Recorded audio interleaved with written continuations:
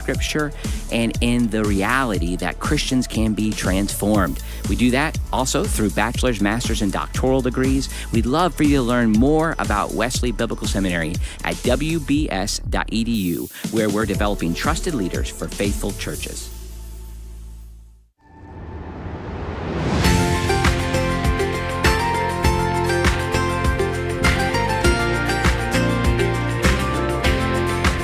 Welcome to Real Truth for Today with Pastor Jeff Shreve, Senior Pastor of First Baptist Church in Texarkana, Texas.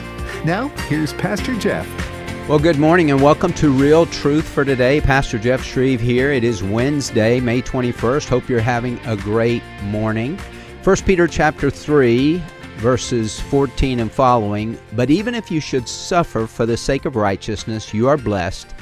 And do not fear their intimidation, and do not be troubled, but sanctify Christ. Set him apart as Lord in your hearts, always being ready to make a defense to everyone who asks you to give an account for the hope that is in you, yet with gentleness and reverence, and keep a good conscience, so that in the thing in which you're slandered, those who revile your good behavior in Christ may be put to shame.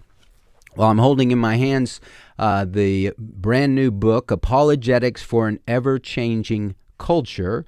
Dr. Sean McDowell is the general editor. It's 23 authors. The subtitle is A Biblical and Culturally Relevant Approach to Talking About God.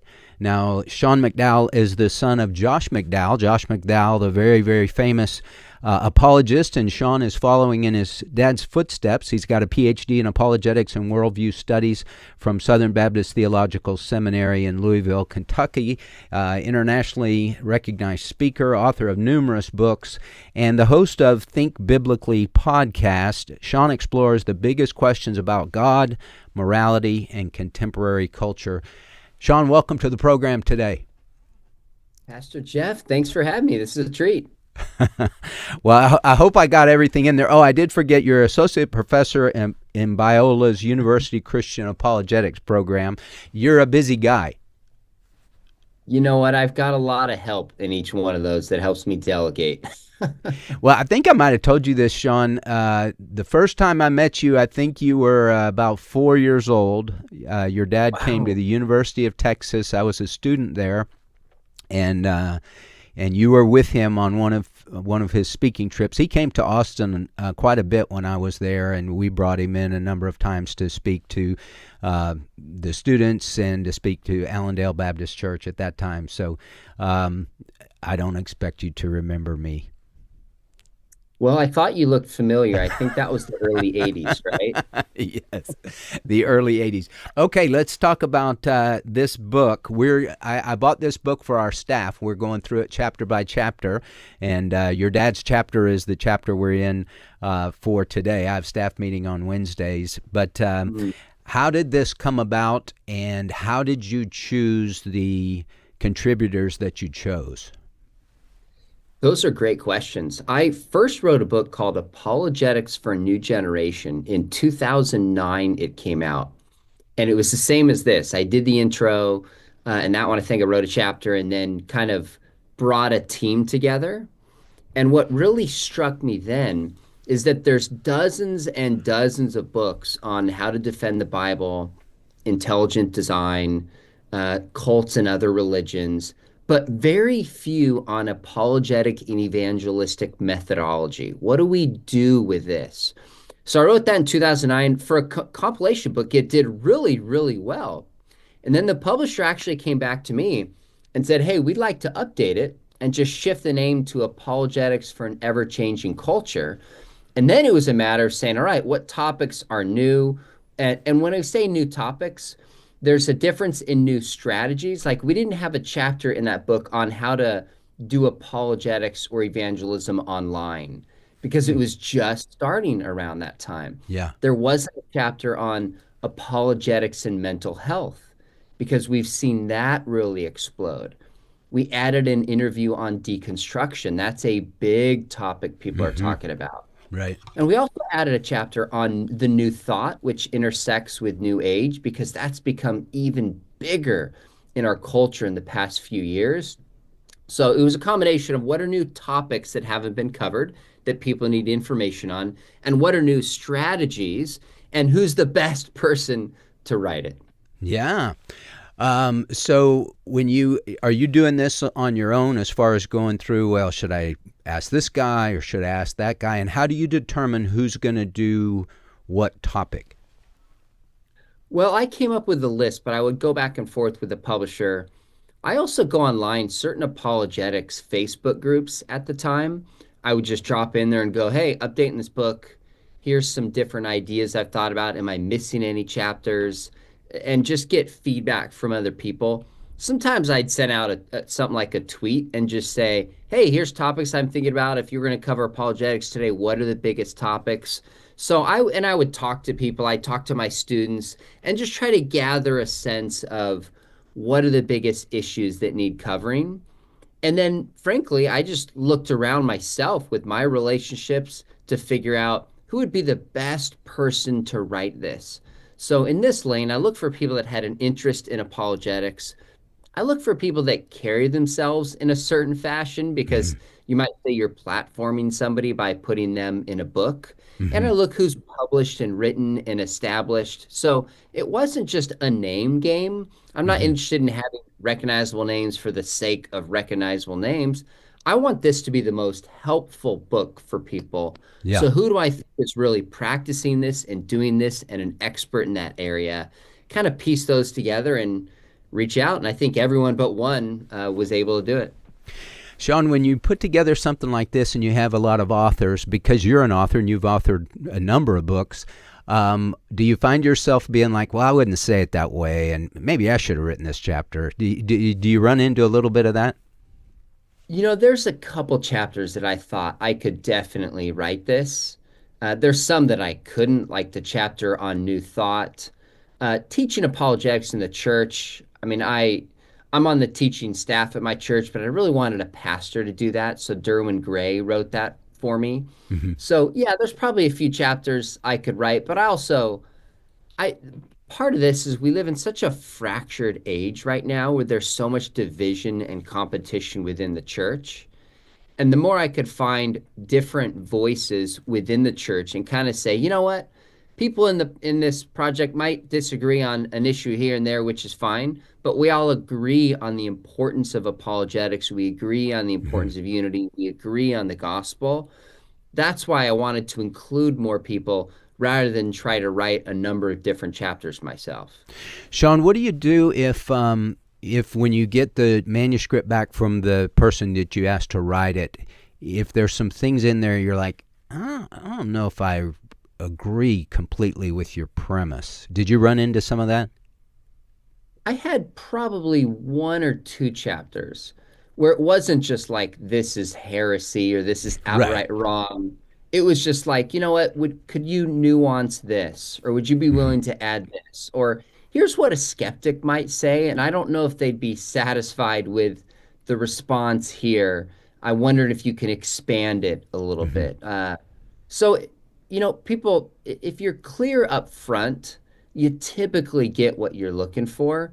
And Mm-hmm. then I found most people, if you write back just graciously and Mm-hmm. say, hey, love this part of it. I'm wondering if we could tweak this small section here and expand this. And because here's what people are thinking. And they would. I mean, there was one chapter with specifics, one that carried over from the first book. Mm-hmm. And there was something in the first book that was taken out. And I just went back and I was like, hey, is there any chance you can include this and cut this section? It's so good and so helpful. And everybody I asked to do that was more than willing to. Okay, Sean, in the first book in 2009, was that you completely, or did you have a bunch of authors in that one too? It was the same kind of thing. It was a compilation. Okay, so how many authors carried over to the new work? Oh gosh, I would have to look at this and do the math. I mean, was it That it's changed quite a bit from the 2009 or? Oh, I would say looking at it, maybe half of the authors just at first glance, Mhm. but all of them that carried over, I asked to substantively update their essays. So there's probably maybe two in here that were not hugely updated because they're a little bit more timeless. Yeah. But like for example, I can look at one right here that's on where's the topic right here? Oh, Defending Femininity, Why Uh-huh. Jesus is Good News for Women by Jonathan Grace Fincher. That is an incredible chapter. There's a few things she points out in this chapter that were game changing to me, and Hmm. it's kind of timeless. It's not like that really changes. So she went through it and made some adjustments and some tweaks and resent it. So there's probably one, two, three, maybe four that didn't have huge updates. Hmm. And then there's probably half are completely new essays. And then some of the other chapters had pretty significant updates to them. Okay, so I have to be honest. When I read your dad's chapter, just read it this morning. We're going to talk about it in staff meeting. The beginning is shocking, where he Yeah. talks about going to the church and we preach the truth and only the truth, and Yep. he says to himself, and I guess he told the pastor, "You're never going to grow with that kind of a statement." And so it seems to me he did that on purpose to be kind of shock value to get people's attention. Well, wait a minute. I thought we were supposed to preach the truth, speak the truth in love. Well, he really focuses on the love part. And if you just have truth and no love, you're a noisy gong or a clanging cymbal. Now, was this the first time your dad in print has shared about what happened to him as a young boy? Oh, I don't think it was the first time in print that he shared that. He shared what happened to him. We included that in the update to More Than a Carpenter in 2009. Okay.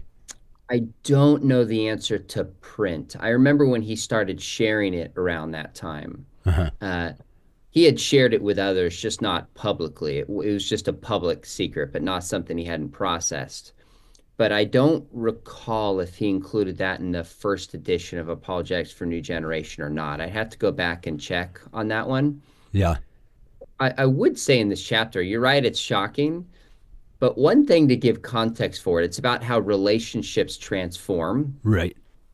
I kind of live in multiple worlds, but sometimes I do stuff with youth ministries, and oftentimes they're so relational, Mm-hmm. they need to be reminded like doctrine and theology and apologetics as a whole. Mm-hmm. But then when I work in apologetics groups and, teachers and conferences, it's like truth need to be reminded, hey, there's a balance of relationships as Yeah. well. And so given that this is in an apologetics book, and you're right that my dad he's a not an inappropriate provocateur, but he knows how to provoke people to Yes. remember and think. He put this in here in an apologetics book, assuming if we need to be pushed towards the balance of the scales one way or the other, it'd be towards relationships. But you don't have to convince somebody picking up an apologetics book that truth is important. Yeah, well, I thought he did a masterful job in the chapter. Although at first I was like, "Okay, Josh, I love Yeah. you, but I'm starting to see what happened to you over the years." Uh, I thought it was where I read. I guess it's in the book, or I might have read it online. He has authored or co-authored 165 books. Is that right, Sean? Yes, that is correct. And he has mastered like writing one book evidence and then every conceivable derivative, like children demands a verdict and one for teenagers and a parenting version. So he's just mastered the ability, which in part counts for 160, but you start going down the list, the amount he's produced is just about superhuman. That's man, that's something. Now, does he? Just curious. Does he enjoy writing more than speaking, or is it equal? So he's actually stepped back. He's just retired and he's doing okay, but for health reasons, he just doesn't have the energy and ability to do what he did. Hmm. So for about the past year or two, he's kind of stepped back. But I would say speaking comes much more naturally to him. Hmm. He loves to research, Jeff. I mean, he loves it. I remember he would just sit. He would like get excited when he would have boxes of research and just analyze it, think about it, and Yeah. digest it. Like he got excited by that. But he would often say, I can speak. God's given me that ability, but I'm not as good of a writer as like Lee Strobel or something like that. And he would say that, not like a comparison game, but he just Right. was like, I have to work at it, and it doesn't come as naturally to me. Right. speaking, I think he just stepped on stage and just owned it. Yes. Well, we're talking to Dr. Sean McDowell, and the book is called Apologetics for an Ever-Changing Culture. You're listening to Real Truth for Today. Pastor Jeff Shreve here. We'll be right back after the break.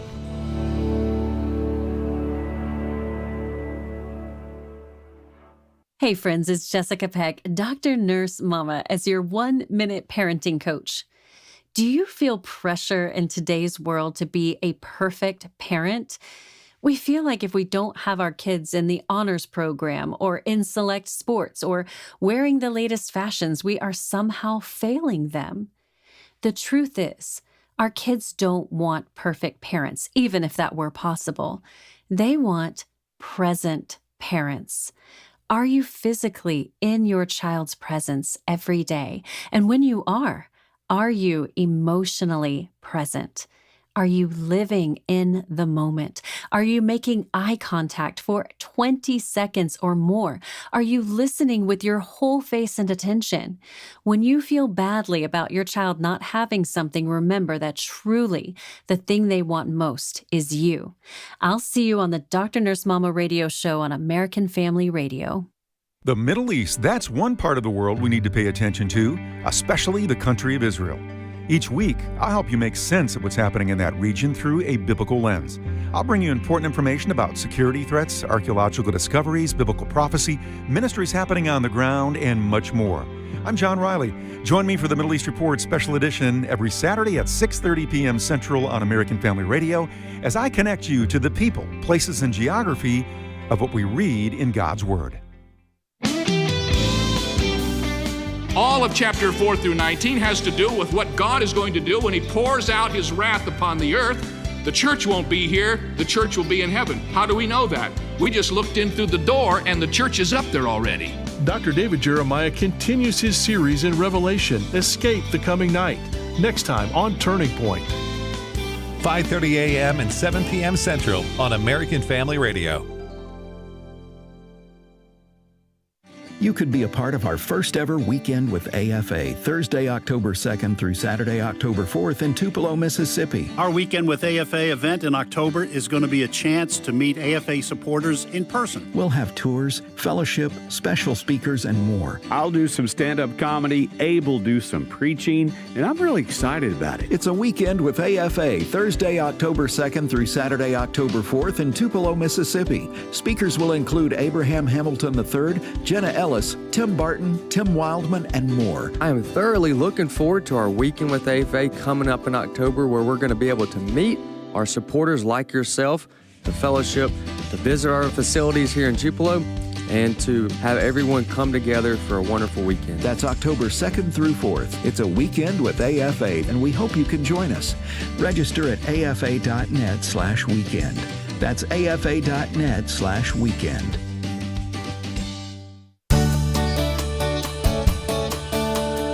This is Real Truth for Today. Podcasts of the program are available on the podcast page at afr.net. Now, back to Pastor Jeff Shreve. Welcome back to the program. Pastor Jeff here talking to Dr. Sean McDowell. We're talking about his brand new book where he is the general editor, Apologetics for an Ever-Changing Culture, a biblical and culturally relevant approach to talking about God. You know, the Bible commands us in 1 Peter chapter 3 that we're always to be ready to make a defense. That's what apologetics is, defending the faith, to make a defense to everyone who asks you to give an account for the hope that is in you, yet with gentleness and reverence. So we are commanded as believers to speak the truth in love. And Sean, I want to get into this with you, but Jesus was full of grace and truth. He's full of, I've always kind of looked at it, loving kindness is a word used in the Old Testament over and over and over again, but there's not really an equivalent in the New Testament other than, I think, the word grace, which is used so much time in the New Testament. But Jesus is full of grace and truth. He's full of loving kindness and truth. And he's not half and half. They're both full. And so really, just like with your dad's chapter 3 in the book, it is about grace and truth, about love and truth. And that seems to be a difficult one for people because we tend to fall just, I think naturally in our makeup, we tend to fall on, I'm more mercy oriented, more love, grace oriented. The truth maybe gets minimized, or I'm heavy truth, and you don't see that play out in compassion and mercy. Talk about that in terms of today's witness to the world. I think you're right about that. I've been actually reading the Gospel of John daily in its entirety if I can, and it's been transformative, Jeff. And it says right away in John, it says, the law came through God the Father, but grace and truth through Jesus Christ. Today, as always, we need grace and love and kindness, and we need truth. There's never been a time where we just needed one and not the other. Mm-hmm. In fact, by the way, I think we still need certain people who have a more prophetic, truth-focused voice, and some who have what we might consider, some would call it like a pastoral kind of gracious voice. We need both of those. And you're right, we err on one side or the other. A couple things that I would say to balance this is, number one, you're going to have to live in that tension to a degree. Mm-hmm. And if we're not living in that tension, we're probably leaning in too strong to one side or the other. There's some really difficult situations today with sexuality and relationships where sometimes people ask me and I'm like, whew, is this a hill to die on or not? So you're just going to live in that tension somewhat, to speak, which I think is healthy. But I often ask myself, is this a central core issue that I should die on? Because I think there's a lot of people who might die on a secondary issue and not show grace. And I think, I think this is an issue where well-meaning Christians can differ. Make your case, be strong and be firm, but you can still be gracious in how you do so. And I honestly think this is one of the most powerful things we have as Christians today, is because everybody's yelling, everybody's shouting, people are canceling, they're trying to provoke to get attention. And when Christians have a calmness and a kindness about them, it kind of speaks volumes that I actually think draws attention to what we believe. Sean, you're talking about reading the Gospel of John. I think that's great. I would challenge myself to do that and challenge our listeners. Even if you can't do it, read the whole 21 chapters, sure. Every day. You could make that a goal I'm going to read this through in the week. I'm reading through the Gospel of John, one of the greatest, books of the Bible.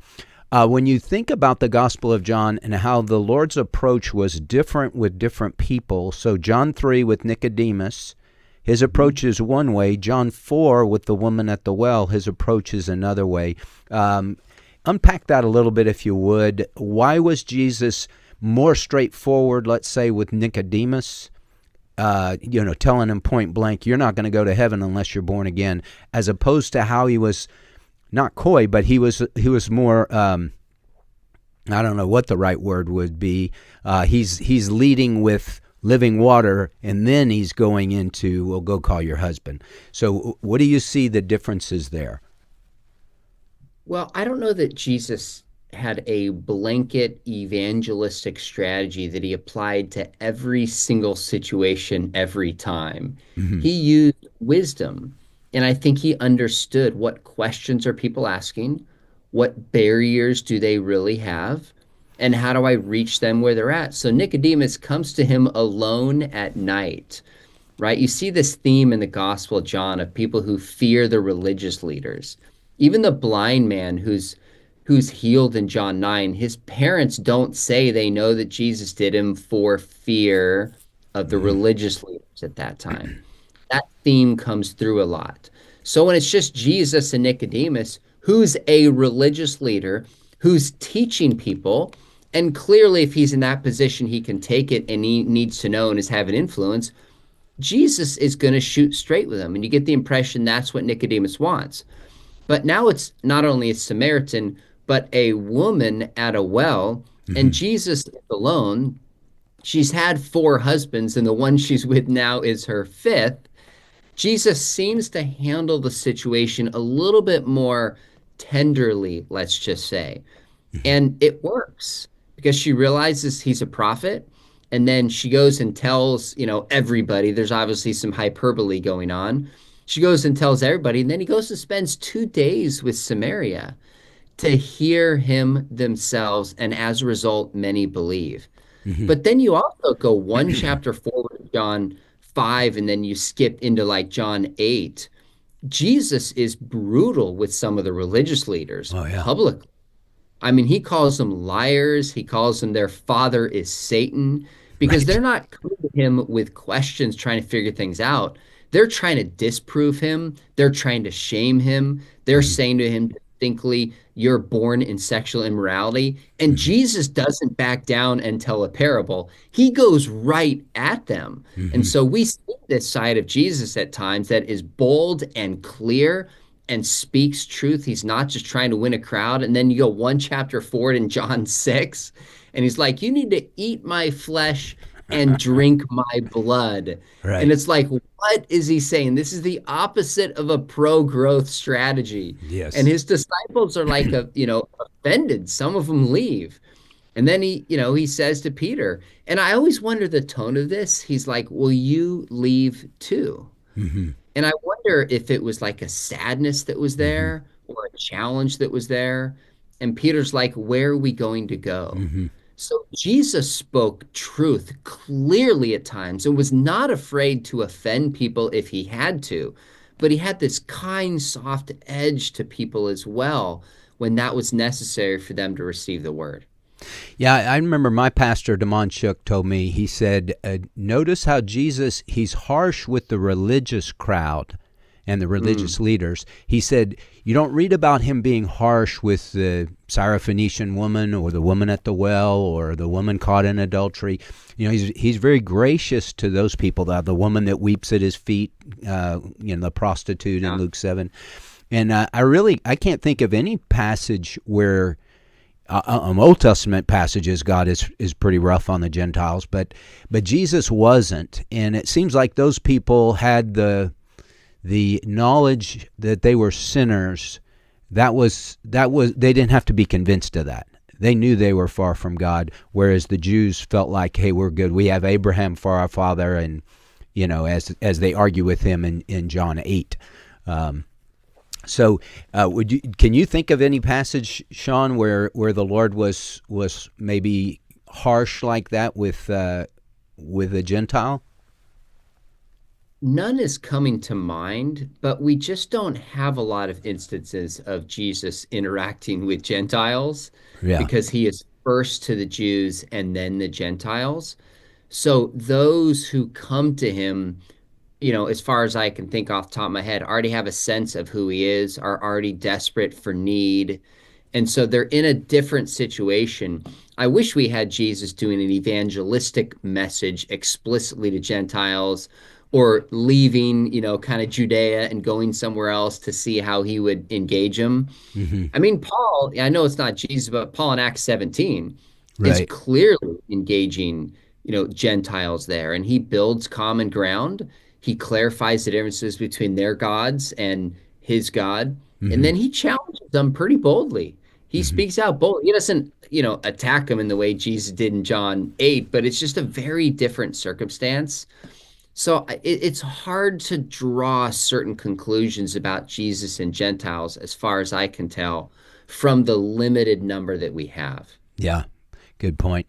Okay, let me ask you this, Sean. When you do a work like this and you involve so many authors, there's always the danger that somebody goes off the rails, and then the book becomes like, uh-oh. And I thought you and your dad did a masterful interview about Ravi Zacharias a few years ago, and I sent that out to all my staff. I said, listen to this. This was great. And, what do you do? I was telling my engineer, I said, I still go to some of Ravi's explanations for things. He had a ton of YouTube videos where he's on college campuses. The truth of that doesn't change, even though the messenger, it was exposed as you weren't living this out. Is that, when you put together a book like that, is that a danger that you, or a sense of like, that you feel?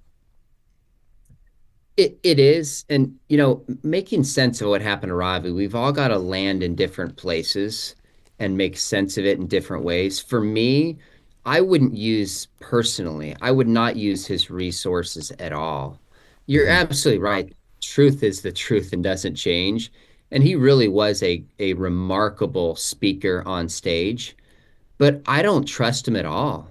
He was a liar.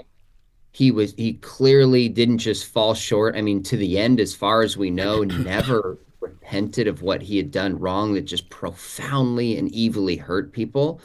So I don't trust any story that he Right. tells at all. I just don't consider him a reliable source. I've had to take I've had to take a handful of interviews down of people that stuff comes out afterwards, and I go, well, okay, this needs to be taken down. I just did recently. I took one down. And so I do my best to vet people before a project like this. Yeah. If it comes out that one of them, I don't know, leaves their faith or abuses somebody or becomes a heretic, I would just do my best to take it down and contact the publisher and make a statement about it. So that's a risk that's out there, unfortunately. And the older I get and the more people I tend to work with, the more it kind of just happens.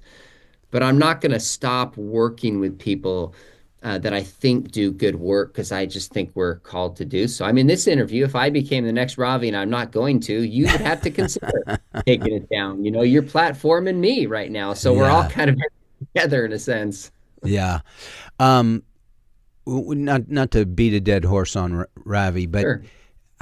How do you, I'm trying to remember what you and your dad said about this, because the question comes into play, okay, is this guy really a believer? I never heard him say anything that I thought this is heretical. He, he wasn't connected to a church. He's just kind of floating out there. And I know that John MacArthur said, that's a concern. If you're just an apologetics guy, but you're not really attached to the local church with the accountability of a local church and those kinds of things. But how do you view somebody like that? Obviously, we can't see his heart, but from everything that we could read and hear about him, he sounded like he was a true believer. But then all this stuff comes out. He did. I mean, I can't remember anything that was bad theologically or false that he said. I mean, I haven't gone back to read his stuff, but I don't remember that. But, what comes to my mind is, look, even demons have perfect theology. Right. They just do. So I mean, that's a necessary test, but not sufficient that somebody is saved. And I think the last thing he said I would land on, I don't know his heart. I mean, it does say in John, if you love me, you'll continue in the word. If you're a follower of mine, you'll continue in the word. He was not living it and continued to not live it secretly, as far as we know, to the end of his life. So could he have been saved amidst that? Yeah, I don't know his heart. I can't judge it. But would I be shocked if he never knew the Lord personally? No, I wouldn't be shocked at all, given what I've read and studied. I mean, I'd encourage people to, I actually think that's about as just sharp and remarkable as my dad has ever been in an interview. He didn't want the questions ahead of time. I'm like, are you sure this is really important, Dad? He goes, no, I've thought about this. And I thought he just nailed it. I was so proud of him. So I appreciate that you shared that. I encourage people even today to go back and take a look at it. There was just so much wisdom. But you know what it says in 1 Samuel 16 that man judged the outward appearance, but God judges the heart. Right. He is standing before his creator. And if he didn't repent, it's not going to be pretty. Yeah. That's fear-producing for sure. Knowing the fear of the Lord, we persuade men. That's what it says in 2 Corinthians 5:11. After it says, for we must all appear before the judgment seat of Christ. I've always viewed, Sean, the judgment seat of Christ as, that's where we are rewarded. It's not where the Lord evaluates us to see if we go to heaven or not. But it is something that should produce fear in us, that we are going to give an account of how we lived. Well, I'm talking to Sean McDowell, Dr. Sean McDowell, Apologetics for an Ever-Changing Culture. And I got to put my glasses on again, Sean. That's what happens when you get older. A biblical and culturally relevant approach to talking about God. This is a great book. We're going through it as a staff. I want to encourage pastors, pick up a copy of this because it makes for a great conversation in your staff meeting. We just always read a chapter and then we discuss it. So I encourage you to do that. And you're listening to Real Truth for Today. Pastor Jeff Shreve here. We are up against a break, but we will be back in 3 minutes with more Sean McDowell. Don't go away.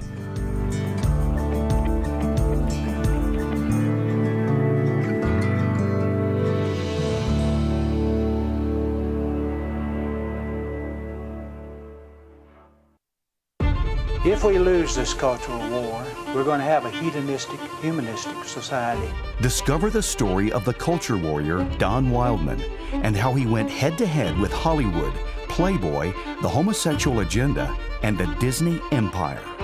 The movement Don started paved the way for Christians to boldly stand for truth and righteousness in a hostile culture. Watch Culture Warrior today for free. Visit culturewarrior.movie. The loss of a child through abortion, miscarriage, or stillbirth affects the emotional health of families. Feelings of anger, sadness, and regret can be overwhelming. There is hope and healing in the aftermath of a reproductive loss. Call the International Helpline at 866-482-LIFE to talk with someone who has been where you are and healed to help others. Your call is confidential. 866-482-LIFE. The following is not an actor, but a real-life story from Trinity Debt Management. I'm Claire from Trinity Debt Management. I'm a counselor, and the reason that I love working for Trinity is because I get to help folks with one of the hardest problems a family can face, and that's financial difficulties. In this day and age, everything is going up. You have higher utilities, higher grocery bills, higher fuel, and those credit card interest rates have gone up as well. We can help you with that. We can help you get lower interest rates, lower monthly payments. In just a few minutes, we put together a plan that gets you out of debt and keeps you out of debt. I love my job. It's a great program and a very smart way to find debt relief. If credit card debt has you down, call Trinity at 1-800-788-1813. I'm Claire, a Trinity counselor. Call me and become debt-free for keeps. 1-800-788-1813. They're craving Bibles in Africa. This is Bible League International, and here in America, you and I as believers can open our Bibles every day and be reminded of God's precious promises. But in Africa, the part of the world where Christianity is growing in the greatest numbers, as many as 9 of 10 new believers in many countries like South Africa and Ghana are denied God's Word. And while many of those are adults, many are just children wanting to know what it means to grow as Christians. My name is Wendell and I live in Kenya, Africa. I learned a Bible verse in Sunday school and I want to learn more. Please send me a Bible today. Right now, through the end of June, Bible League and American Family Radio are teamed up to bless 16,000 Bible-less believers in Africa, and that includes 10-year-old Wendell. $5 sends a Bible, $100 sends 20, $500 sends 100. Would you pray and call 800-YES-WORD? 800-YES-WORD. 800-YES-WORD, or give it sendbiblesnow.org. Sendbiblesnow.org. If you'd like to contact Pastor Jeff, email pastorjeff@fromhisheart.org. Now, back to Real Truth for Today with Pastor Jeff Shreve. Welcome back to the program. Pastor Jeff here.'re talking to Dr. Sean McDowell. The book is called Apologetics for an Ever-Changing Culture, and Sean is the general editor. 23, I think they're 23, if I counted correctly, authors in this book. And a great book, a biblical and culturally relevant approach to talking about God, a great study for church staffs because we need to be able to talk in terms that the culture understands.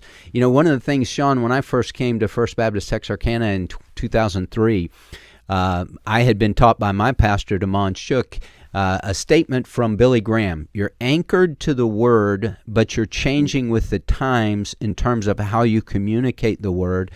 And he likened it to a missionary. If I go to a country in Africa, well, it's really important for me to know not only the language, but the culture, because I can say something or do something that is going to be very off-putting without even knowing. because they don't share my culture. Let me ask you this. One of the things we had talked a little bit off camera, but Andy Stanley wrote a book called Deep and Wide, and it sold a lot of copies. And it was basically saying, if we would do church the way Jesus, if we would preach the way Jesus preached, our churches couldn't hold the amount of people that would come, and we would be, I don't think he's very deep, but very wide. What was your opinion of that book? So I haven't actually read that book. I'm not a pastor at a local church, so I don't track with kind of church growth type strategies. Been familiar with Andy Stanley for a long time. The one deep dive that I did, and this was last fall, he had that conference at his church, and I was going to go, but the fall before last, I was going to go, but I had some health issues, and a friend of mine went to just view this church, the event, and I did a deep dive on my YouTube channel, and I think he's moved from just trying to be kind and gracious towards the LGBTQ community, but has abandoned a biblical view of sexuality and tried to affirm a third way. So I think that ties to somewhat, now there's a little more clarity when he was talking about unhitching the Old Testament. Right. At first I was like, well, maybe apologetically, he just wants to focus on Jesus. Like, I get it. Now looking back, I go, you know what? Yeah, we got to preach like Jesus, but like you said, anchored to the word as a whole, because Jesus was anchored to the word as a whole. So can't give you commentary on that book, but some of the directions he's gone definitely concerns me. Well, I was thinking too, Sean, in terms of apologetics, so a Christian one-on-one, the term I use all the time on this program is shine and share, those two terms. The Christian life is how you live, shine, and then what comes out of your mouth. We're to share the good news. And if you don't shine, it's kind of like your dad's chapter. If you're not shining, your share has no power because you just come across as a hypocrite. But if you're not sharing, people oftentimes they need more. The old expression will share the gospel and use words if necessary. Well, the gospel needs words. I mean, it comes to us in words. So both of those fit together, and that's speaking the truth in love. There has to come a point in time. So as a Christian shares his or her faith, just like Jesus with the woman at the well, that's probably a better template for believers when they share with people at work and things like that. We talk about what Jesus offers us, forgiveness, but there has to come a go call your husband moment. And so share a little bit about that as we defend the faith, and as we don't want to come across holier than thou or beating them over the head with truth. How do you bridge that subject about, now let's talk about your sin? Well, I think you're right to point towards John 4 as a good example, because Jesus asks a lot of questions in his engagement. And by the way, in the Gospels and Acts, there's 340 questions that Jesus asks. In the letters of Paul, there's 262. In the Bible as a whole, there's 3,000 questions. So the God who made our brains and relates to us, number one, tells stories. The Bible is a big story. It's full of stories. And number two, asks questions. So if you just watch Jesus, I always ask myself, why did he ask this question at this time? What's the brilliance of this question? And so I start with, even though I'm an apologist, I ask a lot more questions than I do make statements. But every conversation, I don't feel like I have to get to sin and challenge somebody to convert. Personally, I don't. I follow more the model of Greg Koukl in his book Tactics, when he talks about putting a stone in somebody's shoe. And when you have a stone in your shoe, it bugs you later on until you get rid of it, take your shoe off and empty it. A lot of conversations, I just want to make somebody think.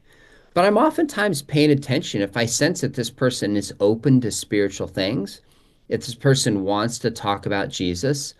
I believe when it's all said and done, the biggest barrier is sin. It's idolatry. The heart of the problem is the problem of the heart. Mhm. So I'm going to challenge people at some point and say, hey, you have these intellectual questions, but what's holding you back? If Mm. Jesus is right, he says there's something in the heart that's holding us back. Mhm. Look at Mark 7. And you also see all throughout the Gospel of John. Mhm. So is there a sin issue holding you back? I mean, there's a time and place to do it. I just don't think every conversation on an airplane or a bus or walking Right. along, I have to get there. Right. But in the back of my mind, I'm always hoping to get there if somebody's open to it. Sean, how do you view? I know there's much that has been said. I don't know, the last 10, 20 years about Bill Bright's the four spiritual laws that has been reprinted billions of times. That's Yeah. what I was introduced to in college. That's what we shared. God loves you and has a wonderful plan for your life. Law 1. Law 2, he gets into sin. We're separated from God's love. There are people today that say that's not a good way to witness. And then you have Ray Comfort, The Way of the Master, which I do think that's in our day and age where people think they're okay. I saw a study that said, even 61% of people believe in hell and 0.5% of people believe they're going there. So we see that we're the good people. Of course. How do you see that today in terms of evangelism and apologetics? Well, one response is to say that clearly the four spiritual laws works. Mm-hmm. Obviously it does. I mean, there's Sure. no pragmatic level, not that that's a great theological argument, but it works. I think the brilliance of it is that it's like, here's four laws. You can remember it and apply it in different situations in conversations with people. That's what I think is the brilliance about the four laws. I do have, the first law, I get it when it was written, God loves you and has a wonderful plan for your life. But I think Ray has clearly raised some fair questions about this. And he's talked about like what it cost the apostles to follow after Jesus. I did my dissertation on the deaths of the apostles. Was Peter really crucified upside down? Was Bartholomew flayed alive? Did Thomas die by spears in India? Mm-hmm. And so I studied this probably as much as anybody who's ever lived, written an academic book on it. And it's pretty clear in the early church, even just read Acts. If you proclaim Jesus, it's not this wonderful life that you get from a human perspective. Mm-hmm. You get a wonderful life spiritually, but they were mocked. They were thrown in prison. They were beaten. Some of them were killed. Mm-hmm. So I guess the concern that's raised is when it says God has a wonderful plan for your life. That is true. But the way that's heard is not necessarily what God means by a wonderful plan in life. So if you're going to say that, you better very carefully clarify what sin is, what that means, and what Jesus meant by pick up your cross and follow after me. Yeah, good point. Okay, so what about those stories about Peter crucified upside down? And so I think, gosh, I studied the 12 disciples, and then I added James, the brother of Jesus, and the Apostle Paul. Mm-hmm. Of those 14, I think there's 4 that we have high or solid historical evidence died as martyrs. Both James, Paul, and Peter. I think there's 2 that are at least 51% more probable than not, Andrew and Thomas, but it's weaker later evidence. Mm-hmm. Honestly, historically speaking, Jeff, I don't think we know what happened where history ends and tradition begins with the other apostles after that, the other 8. Now, Peter being crucified upside down, that first appears at the end of the 2nd century in a document called the Acts of Peter. It's an apocryphal account. Mm-hmm. And I think it's then picked up in like 230 in the 3rd century by church historians start referring to it. But if you actually read the first account, I think it's really making more of a theological point that the world is upside down, and Peter sees it clearly when he's upside down, and his death will help turn things right side up, kind of like Jesus is. Mm-hmm. So records of people being crucified upside down, But I'm not even certain. I think Peter died as a martyr. John 21 is clear. And other sources. There's 10 sources, 1st and 2nd century. But when it comes to him being crucified, one thing we know about crucifixion is crucified victims were almost always stripped bare to humiliate and shame them. Right. In John 21, Jesus says to Peter, he says, you will be taken where you do not want to go, and you will be clothed by another. Well, wait a minute. If crucifixion is done in the bare, what does it mean that he would be clothed? So I don't think he was crucified upside down. And by the way, last question. Do you think that, the typical story is Peter didn't want to die the way Jesus did. He didn't consider himself worthy. Well, do you think the Romans took suggestions on how people wanted to be crucified? Probably not, right? I would Jeff? say no. Yes. Yeah, that's a great point. Great point. Sean, real quick, with the time remaining, so I have not gotten to read this chapter yet, but it really intrigues me. Emotionally healthy apologetics, understanding our ways of finding meaning and truth. Give us a little thumbnail of that chapter. That is one of the best chapters, I think, that's really fresh, by Mark Matlock. And one of the things he pointed out is we have relativism that's so prevalent in our culture today. And a piece of that is intellectual. A piece of that is the worldview that people have imbibed and heard and picked up in our culture. But he makes an argument how deeply our belief systems are shaped by our relationships and our lack thereof. And he suggests that maybe some of this moral relativism kind of revolution is driven by broken community and broken relationships, and that there might be a relational component to what people believe or don't believe about truth. And I think there might be something to that. So if we want to change someone's views about relativism, we've got to point out the flaws in that, why it's mistaken, and there's objective truth. But there's also some healthy relationships that need to get built so that truth can be accepted and received. That's the truth balance that he's going for in the chapter. And I think it's absolutely fascinating. Yeah, it makes me think of Rosaria Butterfield. That's her testimony. Of course, your dad's testimony is the same. Right. It wasn't just him researching the truth. It was the love that those people showed him that really brought him across the finish line. Well, Sean, in just a couple of minutes left, what do you want people to walk away with after they read Apologetics for an Ever-Changing Culture? You know what? Two things. Number one, you're using it, and I'm really impressed, Jeff, exactly like I would hope churches and Christian schools and small groups would. Let's read this chapter. Let's discuss it. Let's debate it. Let's take what's helpful. That's the idea. It's a how-to book. How do we actually do apologetics? How do we do evangelism?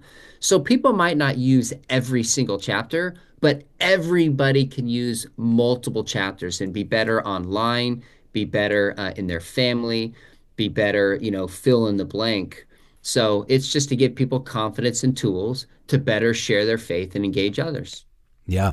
I love the way it does challenge, just like your dad's chapter. It challenges us to step back and say, well, wait a minute, am I thinking about this correctly, or am I just so locked in to we preach the truth and the truth only that I'm not seeing these other things are important? How we come across, the first chapter, how you say what you say matters, because right. we can really turn people off. Well, Sean, how can our listeners connect with you? So my website probably links to everything else, seanmcdowell.org, but I'm on Instagram. I'm on Twitter/X.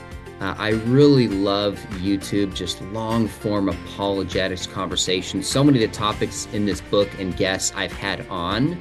I talk about near-death experiences, evidence for the Bible, evidence for the resurrection. I have a lot of skeptics on and kind of model actually how to do this with people. So that'd be a great place too. All right. Well, Sean, thanks so much for being my guest. The book is called Apologetics for an Ever-Changing Culture. I encourage you to pick up a copy.